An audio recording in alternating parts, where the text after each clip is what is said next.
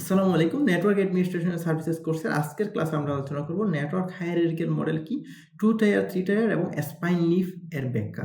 মূলত network হায়ারার্কির model হলো network ডিজাইনের একটা পদ্ধতি, যেখানে নেটওয়ার্ককে বিভিন্ন স্তরে ভাগ করা হয় এবং পরিচালনা এবং নিয়ন্ত্রণ সম্প্রসারণ করা হয়। মূলত একটা নেটওয়ার্ককে যখন আপনি কন্ট্রোল করতে যাবেন, তখন আপনাকে বিভিন্ন স্তরে নেটওয়ার্কটাকে ভাগ করে ফেলতে হবে।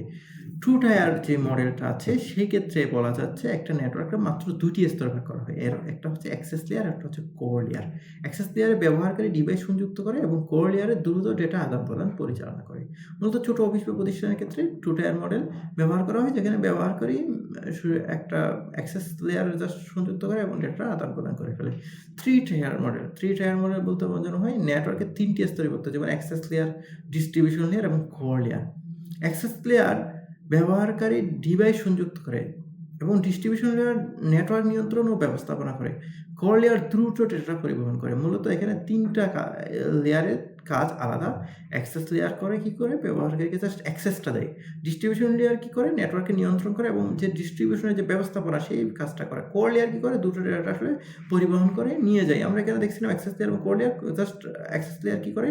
ডিভাইসটাকে সংযুক্ত করে ফেলে এবং কোর লেয়ার একদম ডেটা ট্রান্সফার করে দেয়। কিন্তু এখানে ডিস্ট্রিবিউশন লেয়ার নামেও একটা ব্যবস্থাপনার পদ্ধতি আছে। এটা হচ্ছে 3 টায়ার। তাইলে ২ টার মধ্যে পার্থক্য একটাই। 3 টায়ারের ক্ষেত্রে ডিস্ট্রিবিউশন লেয়ার বা একটা পরিচালনা এবং নিয়ন্ত্রণের একটা ব্যাপার আছে। এখানে নিয়ন্ত্রণের কিন্তু কোনো ব্যাপার নাই। স্পাইন লিফ মডেল আছে। স্পাইন লিফ মডেল বা লিফ সুইচ বলা যেতে পারে। স্পাইন লিফ মডেলের ক্ষেত্রে আমরা জানি ব্যবহারকারী বা ডিভাইস বা সার্ভারের সাথে সংযুক্ত থাকে।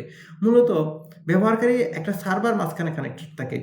২ জন আছেন, একজন রিসিভার, একজন সেন্ডার, মাঝখানে আছে সার্ভার। সেক্ষেত্রে রিসিভার যখন কোনো কিছুকে রিসিভ করতে চায়, তখন সে সার্ভার হয়ে করে। সেন্ডার যখন করে, সে প্রথমে সার্ভারের কাছে সেন্ড করে এবং রিসিভার ওই সার্ভারের মাধ্যম থেকে আবার রিসিভ করে। ডেটা সেন্টার এবং ক্লাউড নেটওয়ার্কের ক্ষেত্রে স্পাইন লিফ মডেল বলতে ক্লাউড নেটওয়ার্কে আমরা বুঝি যে কোনো একটা জায়গায়, ইন্টারনেটের কোনো একটা জায়গায় আমাদের তথ্য রেখে দেওয়া এবং সবাই সেই তথ্যটাকে অ্যাক্সেস করা। সুতরাং আমরা বুঝতে পারছি যে 2 টায়ার মডেল, 3 টায়ার মডেল এবং স্পাইন লিফ মডেল 2 টায়ার মডেলের ক্ষেত্রে শুধুমাত্র অ্যাক্সেস করবে এবং কোরের মাধ্যমে ডাটা ট্রান্সফার হয়ে যাবে। 3 টায়ার মডেলের ক্ষেত্রে অ্যাক্সেস করবে এবং মাঝখানে ডিস্ট্রিবিউশন বা নিয়ন্ত্রণের একটা ব্যবস্থা থাকে।